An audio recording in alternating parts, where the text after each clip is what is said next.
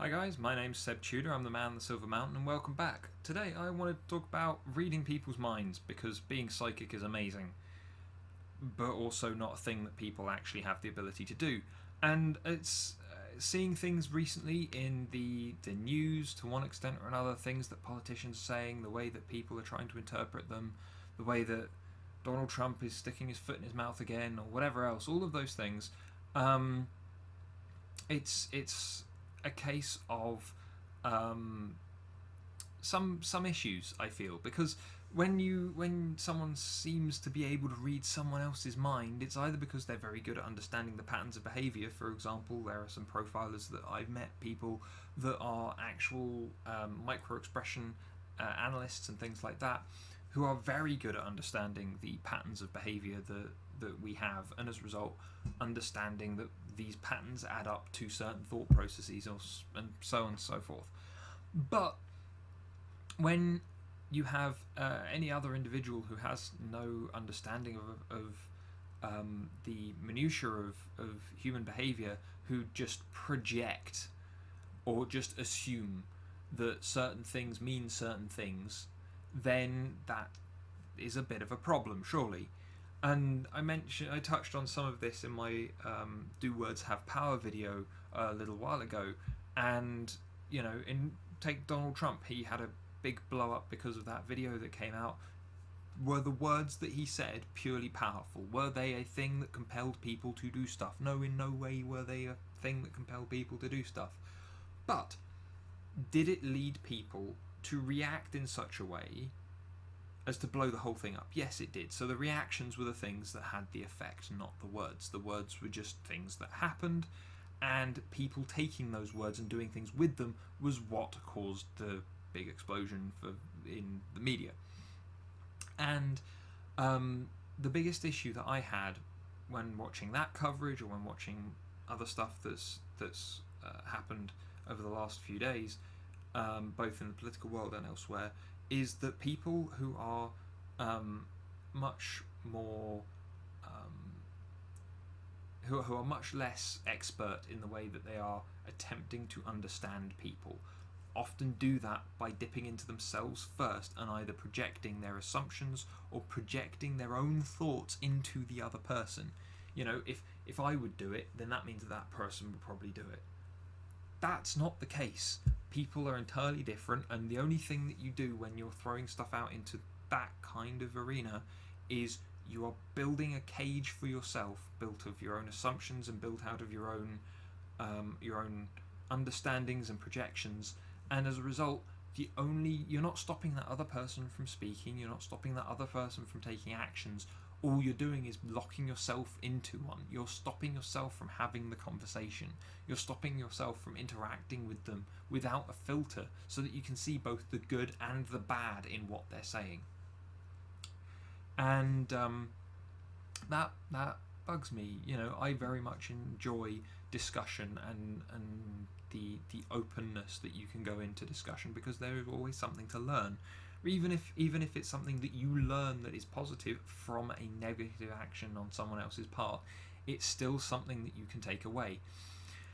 And as a result, when people come in and they're reading other people's minds, firstly I have to wonder, where did all of these psychics come from? Because I'm fairly certain that the last time I checked, they did not exist, unless you're looking at the research where researchers are linking people's brains to one extent or another via the internet, which is incredible research, absolutely fascinating. I'd love to see the results of it when it actually turns into something more commercial or something more useful. But at this particular moment in time, that doesn't happen on a grand scale. It's not something that we really have to worry about, and it's not something that in any way allows people to get into the mind of Donald Trump. Not that I think anyone would want to get into the mind of Donald Trump, but still, it still boils down to, please stop attempting to read people's minds. As I said a moment ago, there are some people who are somewhat expert in it. For example, the system that I use with some of my clients, the DISC system for profiling, those are tools that give a very general overview of subsets in regards to patterns in human behaviour.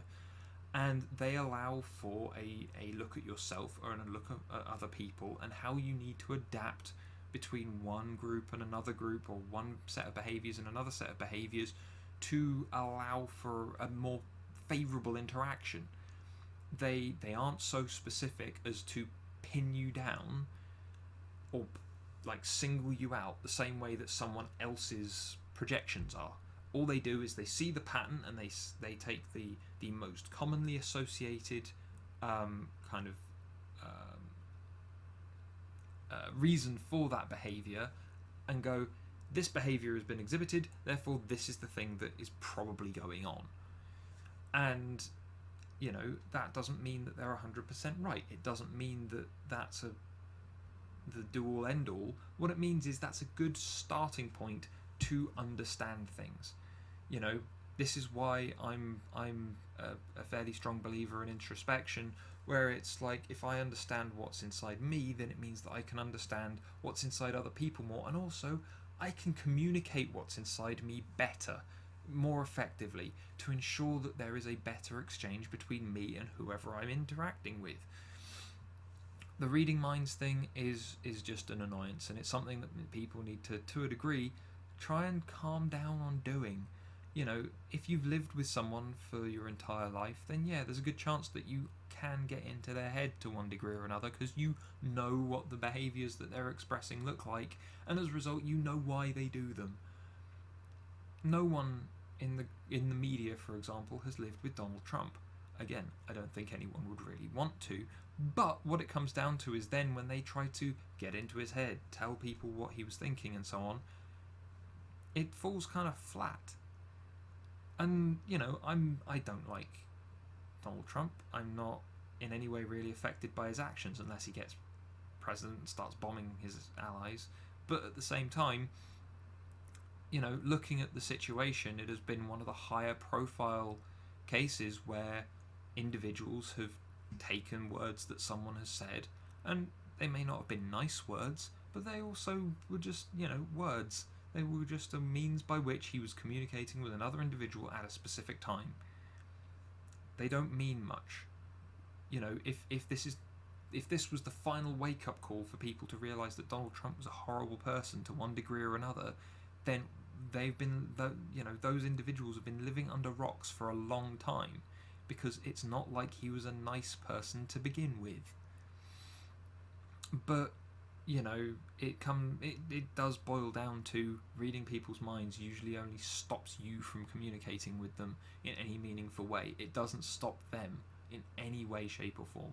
Often because you're bringing attention to them by trying to get into their head, and because you're thinking about them so much, it just prompts them getting more in the way of support, because you're drawing the attention to them by trying to get into their minds.